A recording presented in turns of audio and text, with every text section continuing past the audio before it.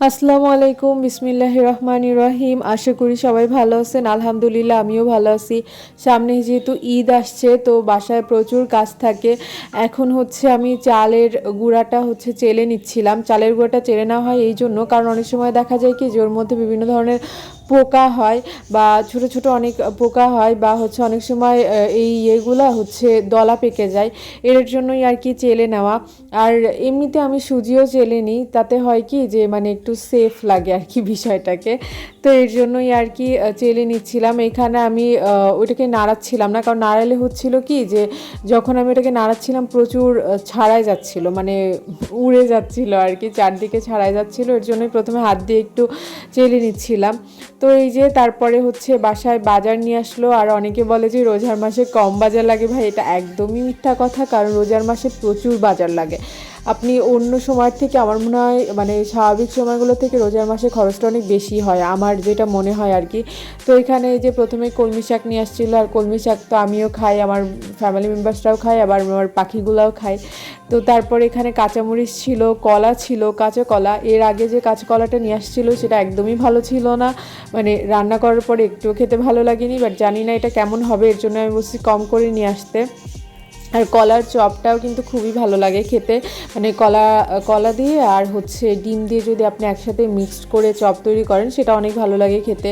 তো এখানে শসা ছিল, লাল শাক ছিল। আর আমার বাসায় যেহেতু শাকটা প্রচুর খায় সবাই, এর জন্যই শাকটা বাজার থেকে মানে আনবেই, কিছু আনুক বা না আনুক শাক আনাই লাগে। তো এখানে গাজর, শসা, টমেটো এগুলোও আনছিল। আর মিষ্টি কুমড়াও আনছিল, যেহেতু মিষ্টি কুমড়াটা শুধু চপ তৈরি করতে লাগে, এর জন্য কম কমই নিয়ে আসে আর কি। আর আমার মনে হয় না যে এত বেশি মিষ্টি কুমড়ার দরকার হয় একটা ফ্যামিলিতে। তো যাই হোক, আজকে টমেটোগুলোও অনেক সুন্দর মানে পাকা ছিল আর কি। তো অন্য সময় হয় কি যে কাঁচা টমেটো আনি, সেগুলো আস্তে আস্তে পেকে যায়, আর কালারটা তো সুন্দর হয়, বাট এগুলা প্রথম দিকেই আর কি এখনই দেখা যাচ্ছে যে অনেকটা লাল লাল।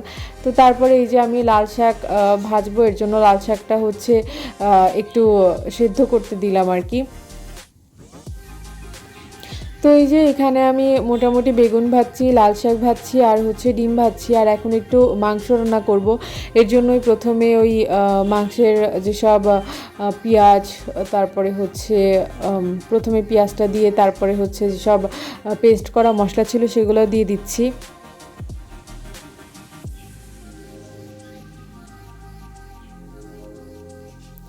তো এটা দেখানোর কিছু নাই, এটা সবাই পারে। আর আমি তবুও আগের অনেকগুলো ভিডিওতে এই মাংস রান্নাগুলো শেয়ার করছি।